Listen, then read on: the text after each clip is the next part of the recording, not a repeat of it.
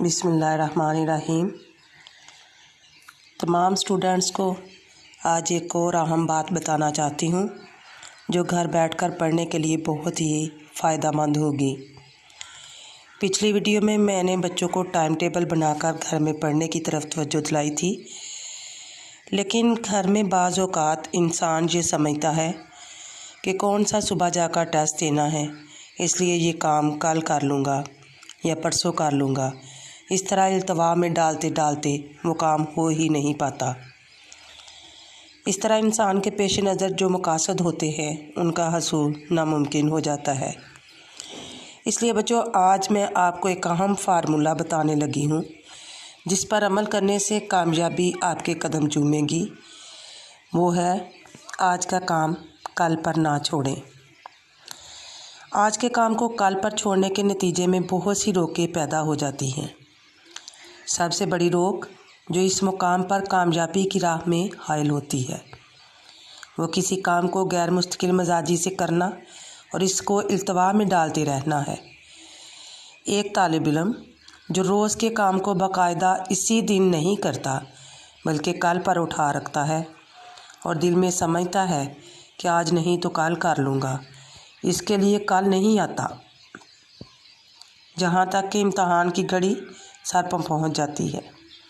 फिर या तो वो काम के बोझ की ज़्यादती से घबराकर बिल्कुल हिम्मत हार बैठता है, या इस नाकाबिले बर्दाश्त बोझ को अपने नहीफ़ व नज़ार कंधों पर उठाकर हमेशा के लिए अपनी सेहत से हाथ धो बैठता है। वो अपनी ज़िंदगी को बिल्कुल नाकाम बना लेता है।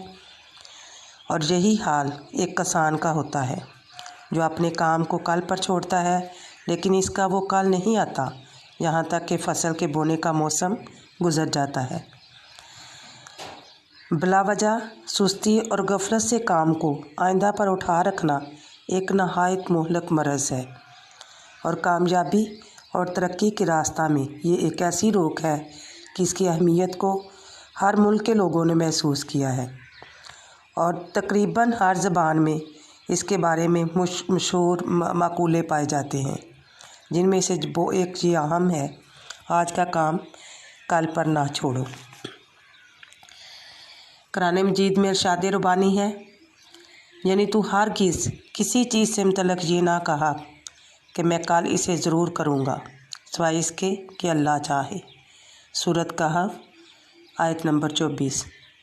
बस क्या ही ये उम्दा रहनुमाई है जो खुदा ताला ने इस रोक को तरक्की की राह से हटाने के लिए की है, और क्या ही आला तालीम है जो इस सिमत में कुरान करीम ने पेश की है।